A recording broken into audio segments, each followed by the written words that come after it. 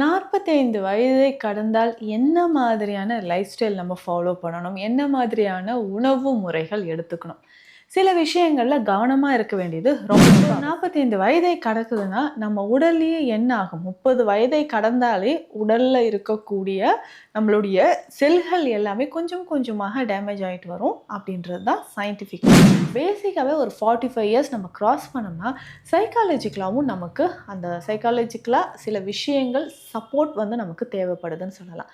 So 45 years cross பண்ணும்பொழுது hormone changes உடல்ல ஆண்களுக்கும் சரி, பெண்களுக்கும் சரி ஏற்படுது. அதே மாதிரி உடலுடைய புறத்தோற்றம், ஸோ ஃபிசிக்கல் அப்பியரன்ஸில் பார்த்தோம்னா நிறைய சேஞ்சஸ் ஏற்படுது. அதை ஏற்றுக்கொள்வதற்கும் நிறைய பேருக்கு மனதளவில் ஆஹா நமக்கு ஏஜ் ஆகுதோ அப்படின்ற மாதிரி ஒரு தாட் இருந்துக்கிட்டே இருந்து அது ஒரு டென்ஷனாவோ இல்லை டிப்ரெஷனாவோ மாறுவதற்கான வாய்ப்பு அதிகமாக வந்து எக்ஸஸ் ப்ளீடிங் இருக்குது. மெனோபாஸ் டைமில் அதிகமான உதிரப்போக்கு இருக்குன்னா அதை சரி செய்கிறதுக்கு நமக்கு இந்த மருந்துகள் சித்த மருத்துவத்தில் இருக்குது. இதை நம்ம ஃபாலோ பண்ணிக்கலாம்.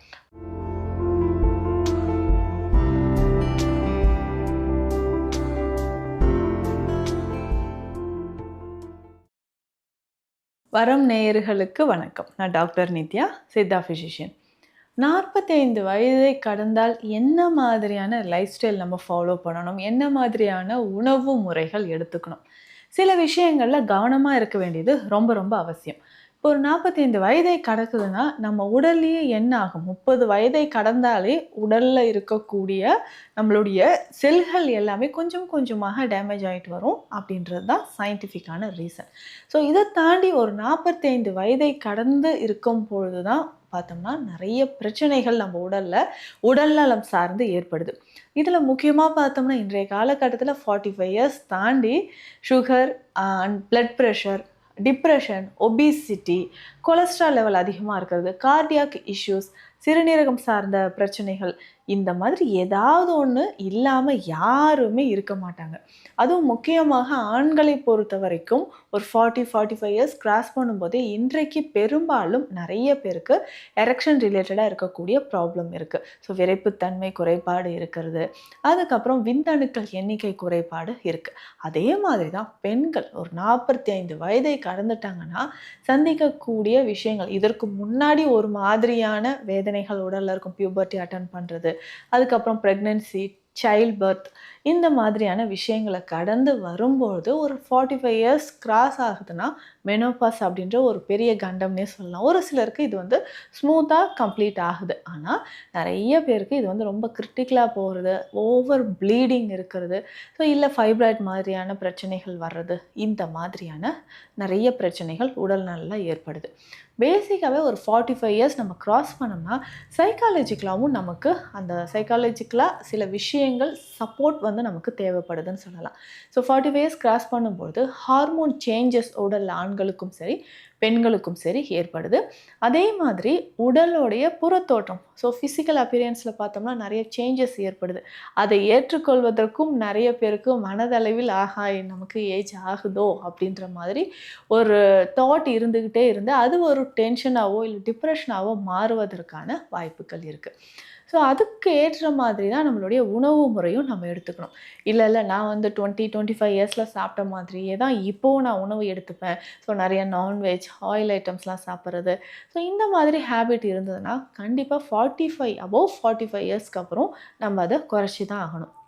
பொதுவாகவே இப்போ வந்து டயபெட்டிஸ் பேஷண்ட்ஸ் இருக்காங்க, ஒரு 45 இயர்ஸ் ஆயிடுச்சு அப்படின்னா ரொம்ப ரொம்ப கேர்ஃபுல்லாக இருக்கிறது ரொம்ப முக்கியம். எந்த மாதிரி நம்ம உடலில் சுகர் லெவல் அதிகமாக வயது ஆக ஆக என்ன ஆகும்னா நிறைய பிரச்சனைகள் ஏற்படுது. இதயம் தொடர்பான பிரச்சனைகளோ, சிறுநீரகம் தொடர்பான பிரச்சனைகளோ ஏற்படலாம்.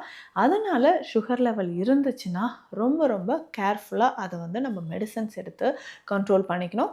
சுகருக்குன்னே இருக்கக்கூடிய சில ஹெர்ப்ஸ் வந்து மூலிகைகள் சித்தால இருக்குது, அதை வந்து நம்ம ஃபாலோ பண்ணிக்கலாம். நீங்கள் என்ன மெடிசன்ஸ் எடுத்தாலும் அதனோட பேசிக்காக வந்து பார்த்தோம்னா திரிஃபலா சூரணம், சித்த மருத்துவத்தில் இருக்கக்கூடிய திரிஃபலா சூரணம் பயன்படுத்தலாம். அதுக்கப்புறம் மோஷன் கண்ட்ரோல் இல்லாமல் நமக்கு வந்து கான்ஸ்டிபேஷன் அப்படின்ற ஒரு ப்ராப்ளம் இருந்துக்கிட்டே இருக்குது, சுகர் லெவலும் இருக்குது அப்படின்னு சொன்னால் அதற்கு நிலாவரை சூரணம் நம்ம பயன்படுத்தலாம்.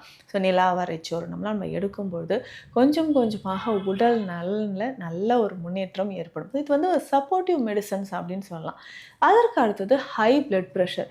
இதுதான் நிறைய பேர் கவனிக்க வேண்டிய ஒரு விஷயம். அபோவ் 45 இயர்ஸ்க்கு அப்புறம் பார்த்தோம்னா ஸோ நமக்கு வந்து ஒர்க் ப்ரெஷரும் அதிகமாக இருக்கும். டென்ஷன் அண்ட் டிப்ரெஷன், இன்சோம்னியா அப்படின்னு சொல்லக்கூடிய தூக்கமின்மை பிரச்சனை. ஸோ இது எல்லாமே நமக்கு இருக்கலாம்.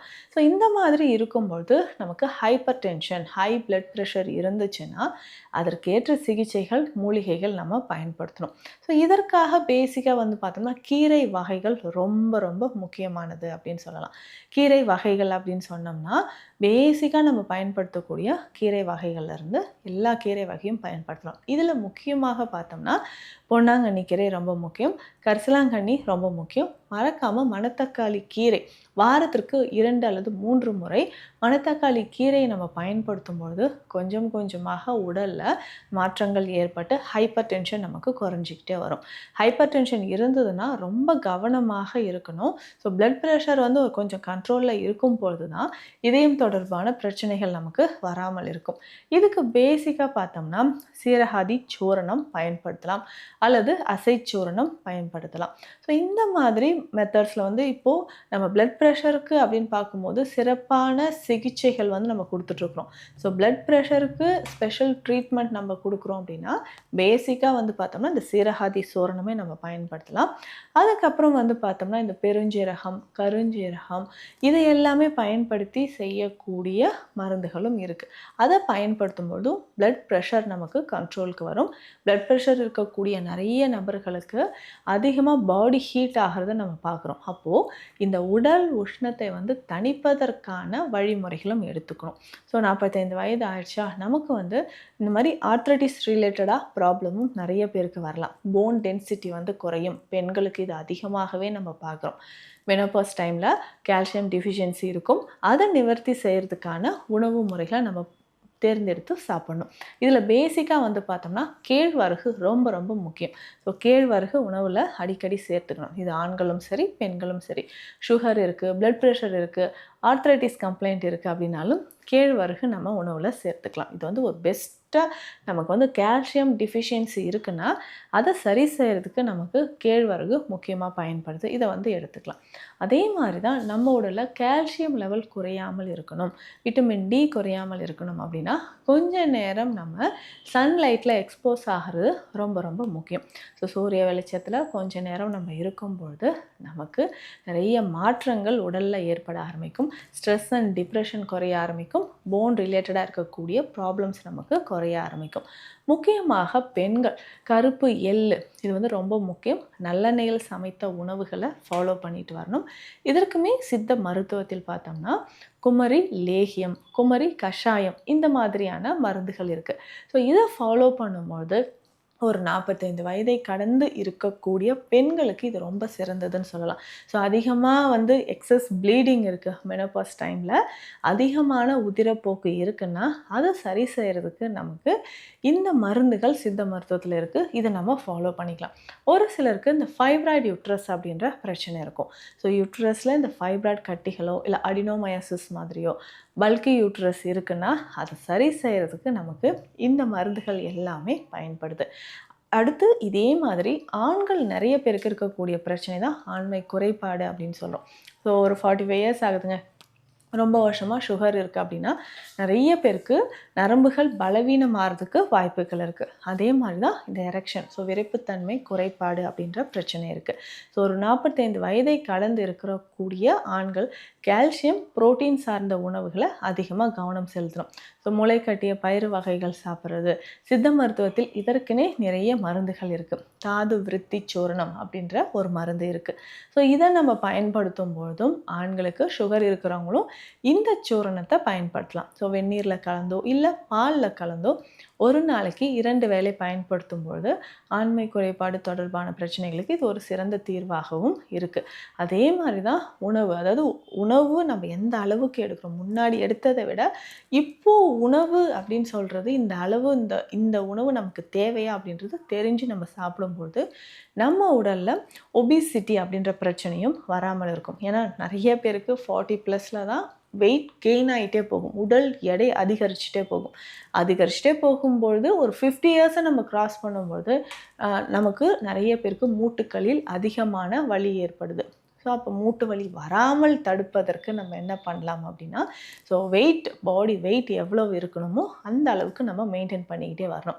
ஸோ ஒரு 45 வயதை கடந்து இருக்கும்பொழுது உடலில் பேசிக்காக இந்த மாதிரியான பிரச்சனைகள், அதற்கான சித்த மருத்துவ தீர்வுகளும் நிறைய இருக்குது. ஸோ தினம்தோறுமே நம்ம பயன்படுத்தக்கூடிய சில மூலிகைகள், டெய்லி நம்ம ரொட்டீனாக பயன்படுத்தக்கூடிய சில பேசிக் சித்தா மெடிசன்ஸும் இருக்குது. அதையும் நம்ம எடுத்துக்கலாம். ஸோ இது தொடர்பான சித்த மருத்துவ ஆலோசனைகள் தேவைப்பட்டால் ஸ்க்ரீனில் இருக்கிற நம்பருக்கு காண்டாக்ட் பண்ணுங்கள். நம்ம clinic Deekshalayam Siddha health care, Chennai.